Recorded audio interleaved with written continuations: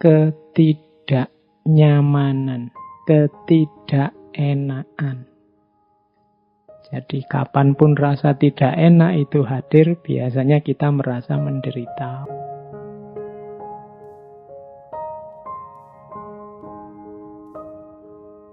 Assalamualaikum warahmatullahi wabarakatuh.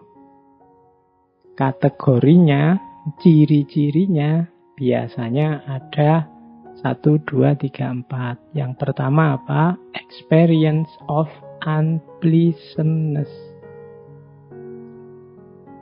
Penderitaan itu cirinya 4. Yang pertama, pengalaman ketidaknyamanan, ketidakenaan.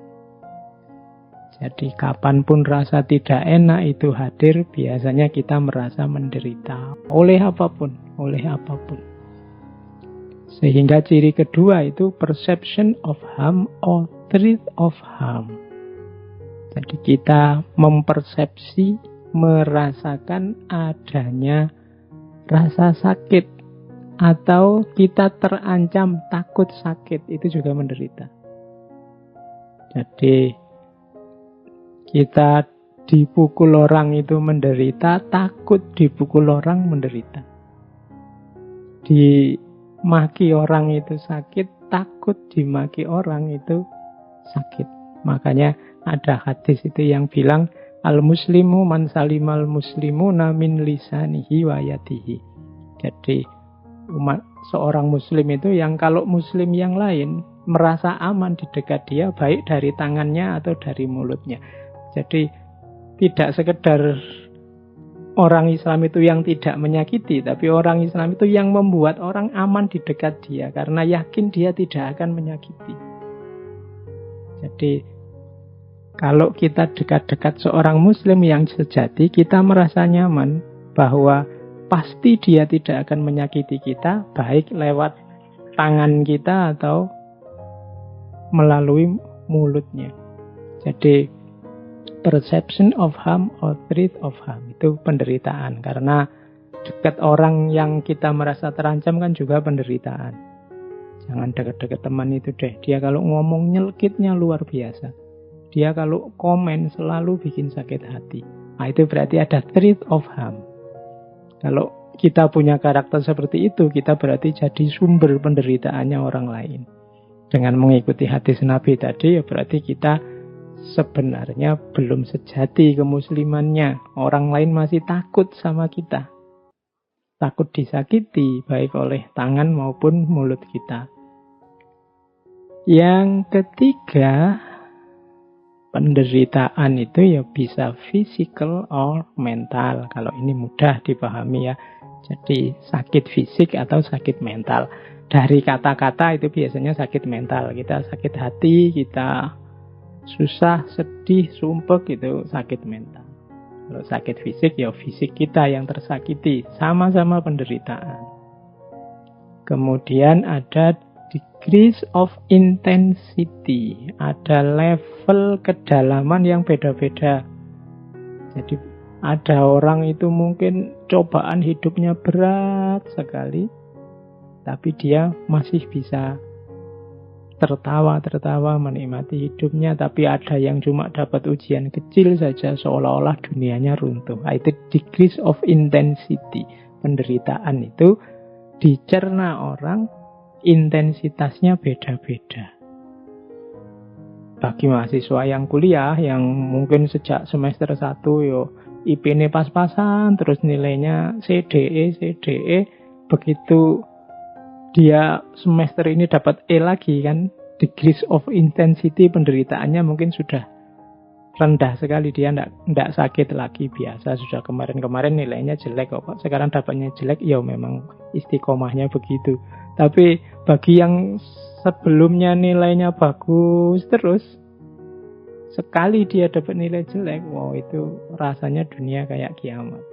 Sama dapat nilai jelek, bagi si yang satu ini beratnya luar biasa, bagi yang satunya biasa-biasa saja. Maka ini harus kita perhatikan benar saat kita berhubungan, saat kita mengempati orang lain. Kadang-kadang dalam berhubungan dengan orang lain itu kita ngukurnya pakai ukuran kita. Alah, kalau cuma ngomong gini aja kan biasa aja. Lu jangan lupa, mungkin kalau versi orang yang sedang kita hadapi itu menyakitkannya luar biasa. Meskipun menurutmu, ini kan cuma guyon saja, dan seterusnya, yang semacam itu. Jadi itu degrees of intensity. Setiap orang menanggapi apa yang menimpanya secara berbeda-beda. Termasuk penderitaan ini. Tidak selalu ukuran kita cocok dengan ukuran orang lain. Kita merasa ini sudah berat, luar biasa, dan kita menganggap orang lain pasti juga seberat kita. Ya, tidak mesti. Bisa jadi orang lain menangkapnya biasa-biasa saja. Oke, jadi itu pemahaman awal kita tentang penderitaan. Hidup ini memang banyak penderitaan, tapi jangan lupa ada orang yang, kalau bahasanya anak-anak muda hari ini, orang-orang yang agak lebay tentang penderitaan hidupnya. Sehingga mengalami delusi. Kalau ini teori psikologi ini. Jadi di dunia psikologi dikenal ada orang-orang yang mispersepsi tentang penderitaan hidupnya. Ada yang namanya delusi hipokondris, ada namanya delusi nihilistis. Delusi yang pertama ini ciri orang yang mungkin bahasa kita negative thinking. Dia selalu merasa diriku ini selalu menderita. Aku ini kok susah terus. Aku ini kok sakit terus. Tidak ada senengnya hidupku. Itu secara psikologi juga disebut delusi. Delusi itu berarti semacam tertipu. Dia memahami dirinya, mispersepsi tentang dirinya. Apa iya sih? Hidup kita ini 100% isinya susah terus, menderita terus, kecewa terus, cemas terus, kanda. Masih banyak hal yang bisa disyukuri. Tapi orang-orang yang kena delusi ini merasa bahwa hidupku selalu menderita. Sejak aku kecil sampai sebesar ini, tidak pernah sekalipun aku bahagia. Itu jenis delusi. Ada yang lebih dari itu, namanya delusi nihilistis. Delusi nihilistis ini merasa bahwa tidak cuma aku ini selalu menderita, tapi aku ini sudah tidak ada harganya. Tidak berguna lagi aku hidup di dunia. Apa gunanya aku ada sekarang? Nah, itu namanya delusi nihilistis. Menganggap dirinya tidak penting lagi untuk ada. Untuk yang mengalami yang kedua ini hati-hati. Karena jangan sampai melahirkan tindakan-tindakan yang merugikan diri sendiri dan orang lain. Jadi penderitaan ya kita akui, hidup ini memang banyak sekali hal-hal yang membuat kita menderita dalam tanda petik, tapi ya jangan berlebihan. Sampai tadi mengalami delusi, menganggap hidup kita selalu tidak ada senangnya sama sekali. Atau yang nihilitis, hidup kita ini tidak ada harganya. Saya itu apa sih Pak? Sekarang kan banyak itu. Apa sih aku ini? Aku ini kan kayak remah-remah rengginang di... Nah itu hari ini kan banyak istilah itu. Ya tidak apa-apa untuk guyon. Tapi ya jangan sampai beneran kita merasa bahwa hidup ini tidak ada harganya.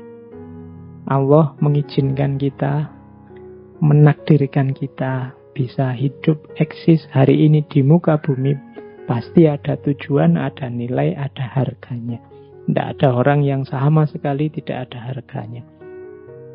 Mungkin kita menyebut ada lupa orang-orang yang jadi sampah masyarakat. Ya, itu hanya salah kelola saja, baik dirinya maupun masyarakatnya, sehingga akhirnya dia tercampak, kita sebut sampah masyarakat. Itu pun ada harganya. Kapan-kapan kita membahas itu tentang dunia sosial orang-orang yang dianggap tidak berharga. Tapi jangan sampai kita merasa diri kita sendiri sama sekali tidak ada harganya. Berarti kita mengalami delusi nihilitis. Kadang-kadang ini nanti membawa orang jadi Seperti saya sebut di minggu lalu, orang yang depresi terus mengakhiri hidupnya sendiri. Kita lanjutkan. Kita jelajahi sebentar pandangan para filosof barat sekarang tentang apa yang disebut penderitaan. Jadi tidak hanya para filosof timur atau dalam tradisi tasawuf yang kita kenal sering bilang bahwa hidup ini penderitaan. Beberapa filosof besar barat, bahkan filosof-filosof kunci juga punya pandangan bahwa hidup ini isinya memang kesulitan, kesusahan, penderitaan. Cuma ada cirinya. Kalau di barat ini membaca penderitaan itu sebagai tantangan. Jadi penderitaan itu sebagai fase yang penting kita sadari untuk kita berkembang lebih baik. Begitu kita sadar, wah menderita ini, aku susah ini. Ini di barat biasanya dipandang sebagai tantangan. Gimana caranya aku keluar dari penderitaan ini, aku bisa menang dari penderitaan ini. Itu ciri peradaban barat. Misalnya ada pandangan dari, dulu pernah kita bahas, Arthur Schopenhauer. Beliau menulis tentang The World as Will and Idea, dunia sebagai keinginan dan ide.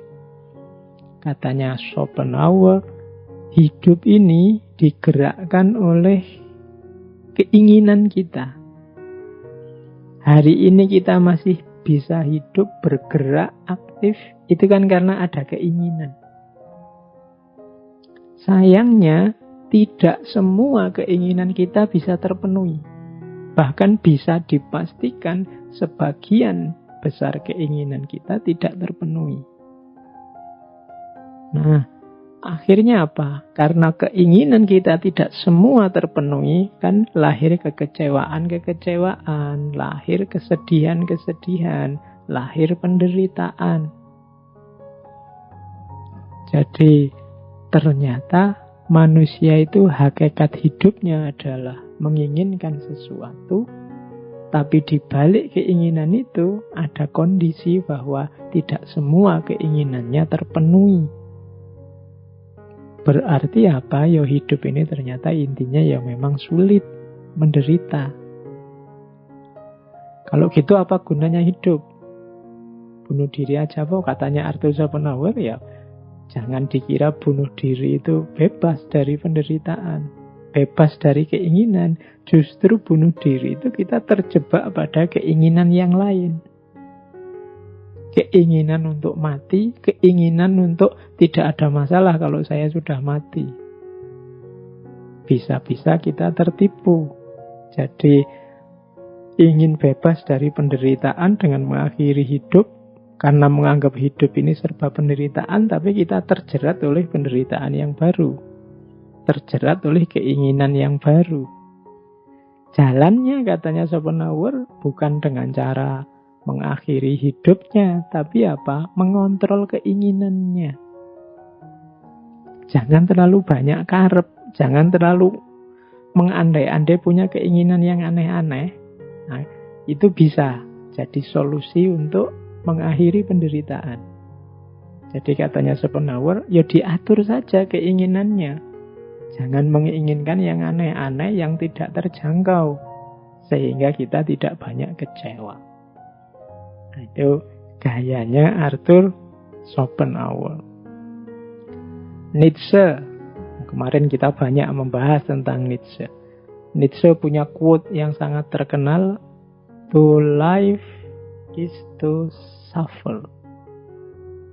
To survive is to find some meaning in the suffering." Hidup berarti menderita. Untuk survive berarti memberi makna terhadap penderitaan. Jadi katanya Nietzsche, tidak bisa, hidup itu memang isinya penderitaan. Caranya biar tidak menderita, biar selamat dari penderitaan apa? Kalau di Nietzsche Find some meaning in the suffering. Temukan makna dalam penderitaan. Di pertemuan 2 minggu yang lalu kan kita menyebut secara fenomenologis setiap orang menempelkan makna. Jadi tempelkan judul, tempelkan makna agar penderitaan ini tidak berbunyi penderitaan. Di sesi kemarin saya contohkan ketika ada teman kita diputus pacarnya, jangan dikasih judul diputus pacarnya ini sebagai dia sedang disakiti atau dicampakkan oleh pacarnya. Kasih saja judul dia diselamatkan dari pacarnya yang tidak beres itu. Oh, itu meaning namanya. Alhamdulillah dia pisah sekarang daripada kalau pisah nanti besok setelah menikah. Itu namanya give some meaning. Mahasiswa yang tidak lulus-lulus, jangan dikasih judul tidak lulus-lulus, nanti stres. Beri saja judul mahasiswa yang harus lebih banyak belajar lagi. Mahasiswa yang diberi kesempatan untuk belajar lebih lama, dan seterusnya. Itu namanya give some meaning. Jadi, kalau kita membaca secara lugu, ya penderitaan tetap penderitaan. Tapi jalan keluarnya apa? Tempeli makna yang cocok sehingga tidak menderita. Kalau ada orang membentak kita, misalnya kita melakukan apa yang menurut kita benar, menurut dia salah, jangan dibaca itu sebagai bentaan kemarahan, tapi baca saja itu sebagai peringatan kepedulian, simbol kasih sayang. Wah, kita tidak jadi sakit hati. Jadi hidup ini memang menderita, tapi ada jalan keluarnya. To survive is to find some meaning in the suffering. Beri makna saja yang cocok sesuai keinginanmu, yang membuatmu bahagia. Nah, saya lanjutkan. Kalau di Nietzsche ada istilah Ja-Sagen. Ja-Sagen ini salah satu istilah yang terkenal dari Sartre yang artinya mengiyakan hidup.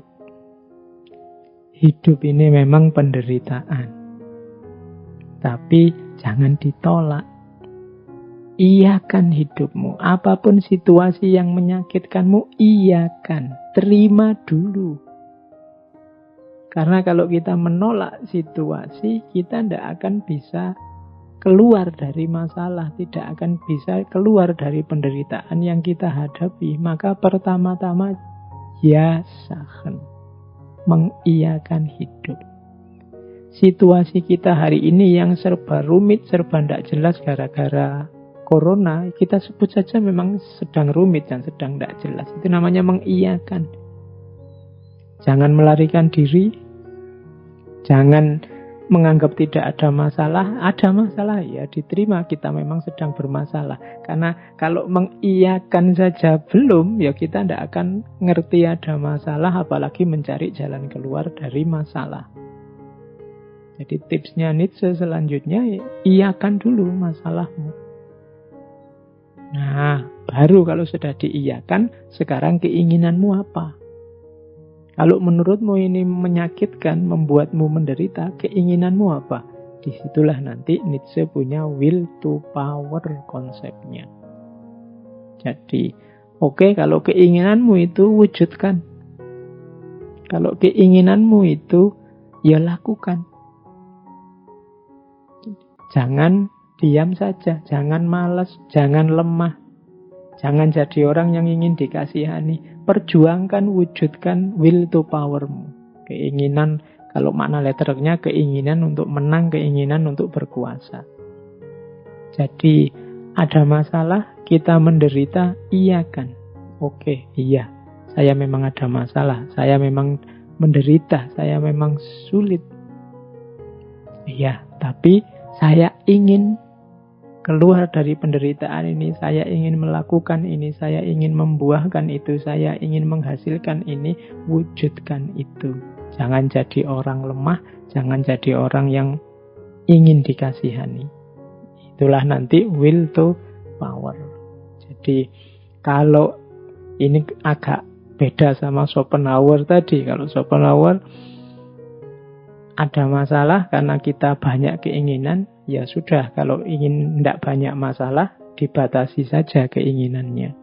Kalau Nietzsche tidak. Ada masalah, iakan saja, kemudian keinginanmu apa, wujudkan untuk mengatasi masalah itu.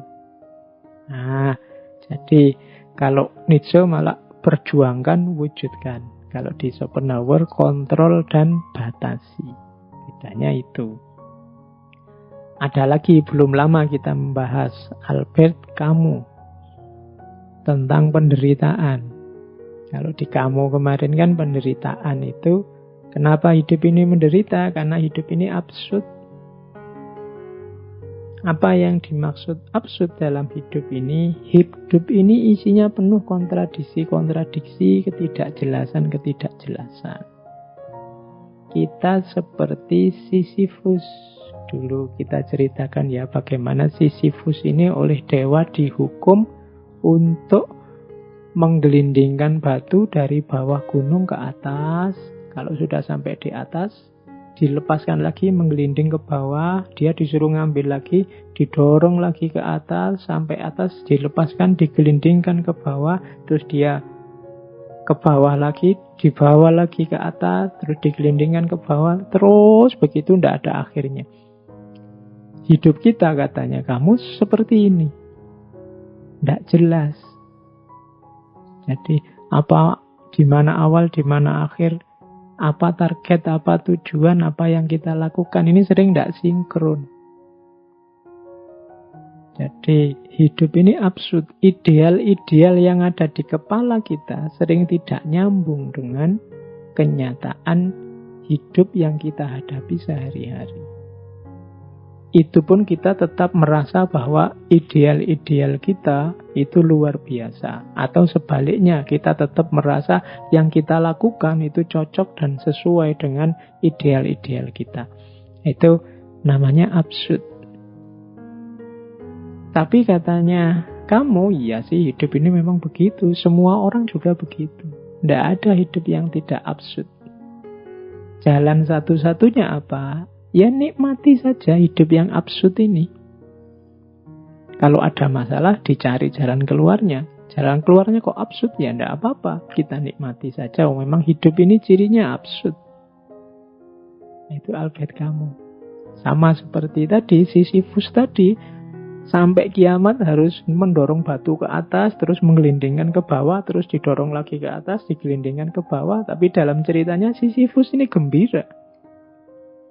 Kalau kita kan stres itu, disuruh dorong batu dari bawah ke atas, kurang kerjaan. Tapi sebenarnya kita dalam banyak aktivitas juga kayak Sisyphus ini, kurang kerjaan. Jadi banyak hal-hal tidak penting, banyak hal-hal sepele terus jadi sepele besar, luar biasa. Kadang-kadang yang penting, urgent, jadi sepele. Betapa absurdnya hidup kita. Nah itu katanya kamu, ya tidak apa-apa, ya hidup memang begitu absurd, nikmati saja dan hadapi. Kalau kamu ingin berjuang, ya berjuang saja dan nikmati perjuangan itu, meskipun seabsurd apapun usaha dan hasilnya. Nah, dari 3 tokoh ini mungkin bisa tergambar. Jadi seperti apa gaya para filosof barat menghadapi hidup yang cirinya penderitaan. Jadi barat terasa lebih optimis. Penderitaan diposisikan sebagai tantangan yang harus ditaklukkan. Itu perspektif barat. Kita lanjutkan. Perspektif para filosof timur. Ini para filosof timur ini dulu kita belajar Taoisme, Konfusianisme, dan lain-lain. Kalau menurut para filosof timur secara umum,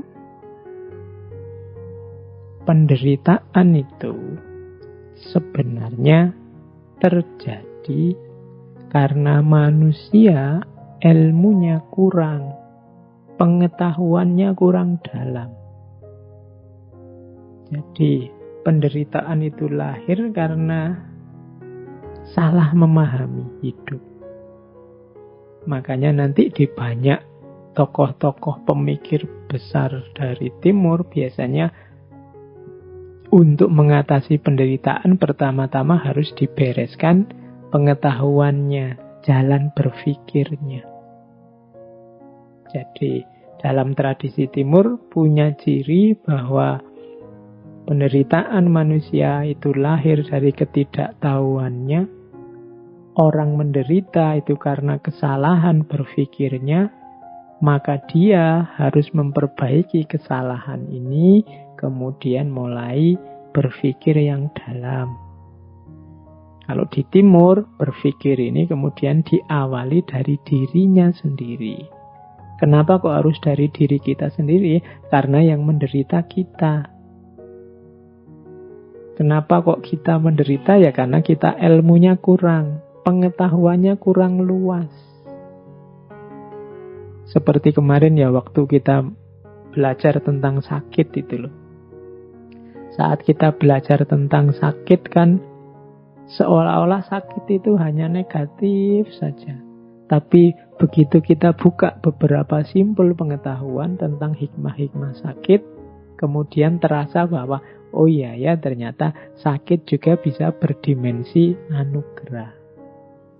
Berarti apa? Banyak mungkin penderitaan-penderitaan yang kita alami itu lahir karena kita tidak tahu rahasianya. Tidak tahu hikmahnya. Kurang luas wawasan kita. Penglihatan kita terbatas hanya di situ. Sehingga terlihat seperti penderitaan saja. Padahal mungkin kalau kita ngerti porsi dan proporsinya, juga peta luasnya, mungkin kita tidak jadi menderita. Maka para filosof timur itu banyak yang masuk lewat pintu ini. Bahwa tidak, penderitaan itu lahir karena pengetahuan kita yang kurang. Pertama-tama pengetahuan tentang diri kita sendiri. Makanya para filosof timur, pemikir-pemikir timur itu lebih cenderung menyarankan pertama-tama membereskan diri sendiri. Pertama-tama membahas siapa aku, dari mana aku, apa sih peran dan posisiku dalam hidup ini, dari mana asalnya rasa menderita ini, apa tujuan hidupku, dan seterusnya. Kalau pertanyaan-pertanyaan penting ini terjawab, insya Allah nanti banyak hal-hal yang kita kategorikan sebagai penderitaan akan ketemu jawabannya.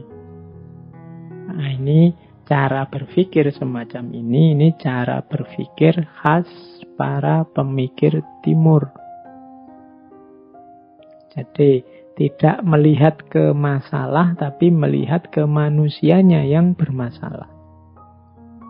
Karena yang sekeliling kita anggap sebagai sumber penderitaan, itu sebenarnya kan hal-hal yang netral-netral saja.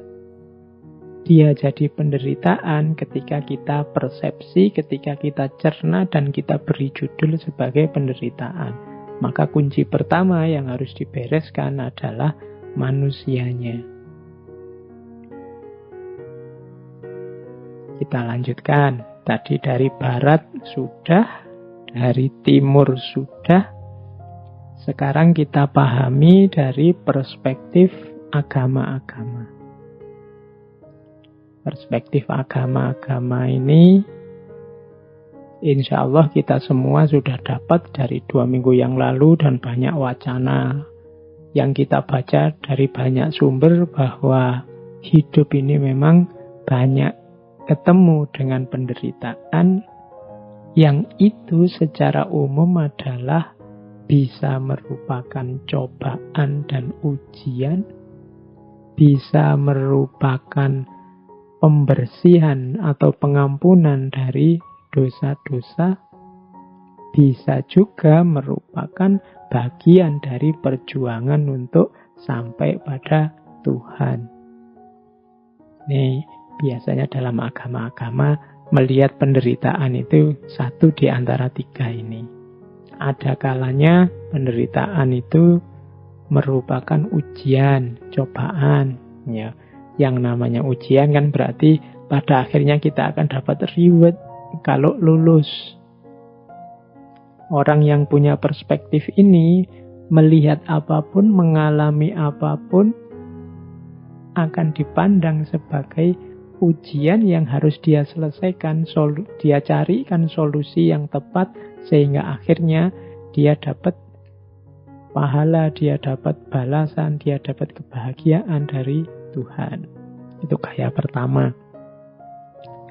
Gaya kedua, penderitaan harus kita alami untuk membersihkan diri kita dari dosa-dosa, dari kesalahan.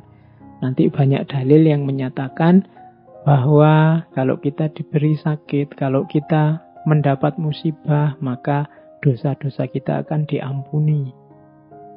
Atau yang ketiga, penderitaan adalah jalan yang harus ditempuh supaya orang bisa sampai pada Tuhan. Untuk menuju Tuhan itu kan banyak usaha, banyak upaya, banyak hal yang harus kita korbankan. Entah kecil, entah besar, entah kita anggap berat atau kita anggap biasa atau kita anggap ringan. Tapi kan di situ ada perjuangan, ada pengorbanan. Ketika ada pengorbanan ya pasti ada sedikit atau banyak rasa menderita. Kita disuruh zakat, itu kan tidak enak. Menderita kita, sebagian harta kita dikasihkan ke orang lain padahal kemarin mencarinya capek. Kita menyebutnya pengorbanan, tapi itu kan kita jalani demi bisa sampai pada Tuhan. Disuruh haji, berapa sekarang biayanya haji?